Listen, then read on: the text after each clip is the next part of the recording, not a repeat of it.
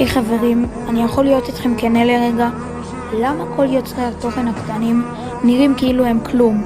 הם מעלים סרטון, עורכים טלפונים שבורים ומסכים שאי אפשר לראות איתם כמעט, מנסים את הכי טוב שלהם ורק מצפים לכמה לייקים קטנים.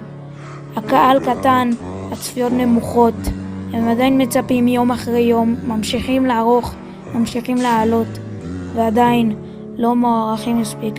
הם לא מוותרים, למרות שאתם, כן בסוף ויתרתם. אז למה להם לא מגיע את הצ'אנס הזה? להיות גדולים, כמו כל היוטיוברים האחרים.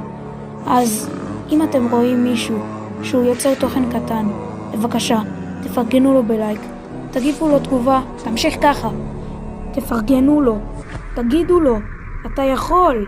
כי מי שאמרתם לו את זה אתמול, יכול להיות המיסטר ביסט של מחר.